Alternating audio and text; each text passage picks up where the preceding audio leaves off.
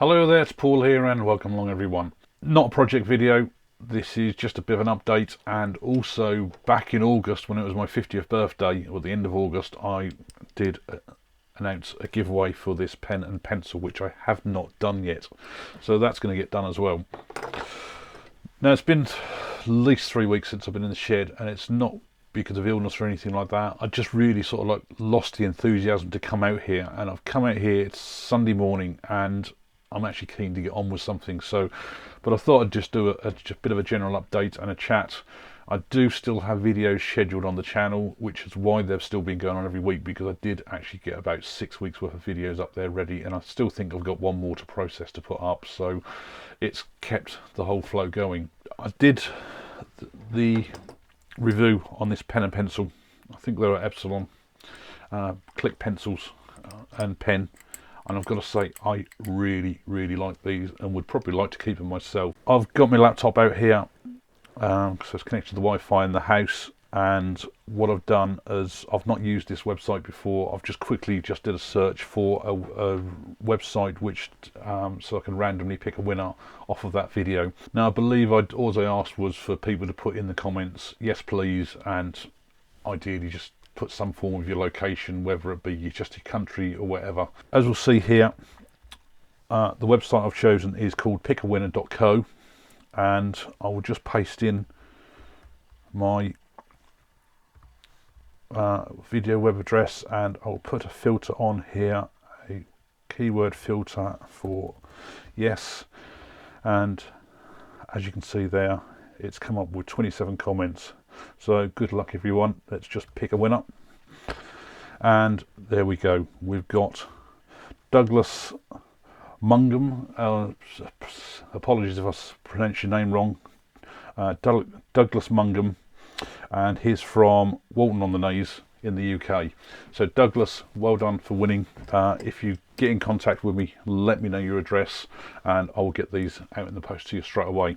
Often not when I've come out here, so obviously more than 3 weeks ago, waiting for things to over dry or something like that, I would actually just pick up a bit of scrap wood and just use the skew and turn a finial. Now I believe these two are just out of pieces of pallet wood, so they're not super strong. As I say, they're just done with the skew. I can't remember what I did on that one. I think I probably put some ebonizing spray on there, and I think then when I was just trying to take the roughness off it, it just snapped off, which is why that one's actually gone there. But nothing wasted, it's just really good practice. And I think that one then, again, pallet wood again, just all done with the skew and just gently sanded down. But it also brings me on to, I did a video quite a while ago which was comparing the ebonizing spray and using ordinary spray paints, and I've also come across something else now. I have a video coming up shortly, probably in a week or two, for this box, which I did some inlay on, and I turned the finial on there, and I believe that was either a piece of oak or sapele, I can't remember what it was, and I used my ordinary ebonizing solution on there, so it does take effect quite nicely. But then, as I said, I come across something else which I'm sure I've heard of people using before, and that's just the black ink that you use for things like fountain pens. And I've just got a brush there that I just brush it on with, and when I was making that pot, the little offcut I had, I also made another little miniature pot there, created another finial. I think that was all done with the skew as well, and I've actually just used the ink on there. Don't know how well it shows on the camera there, but I think that's actually come out quite nicely. It's a little bit more work using the ink as you're painting it on. You really do need to let it dry, but it does seem to work really well. If you're looking for something in comparison to the sprays, at least you don't get the spray mess everywhere. So if you're doing this on the lathe, you haven't got to worry about really masking everything up on the lathe so that you don't get paint everywhere.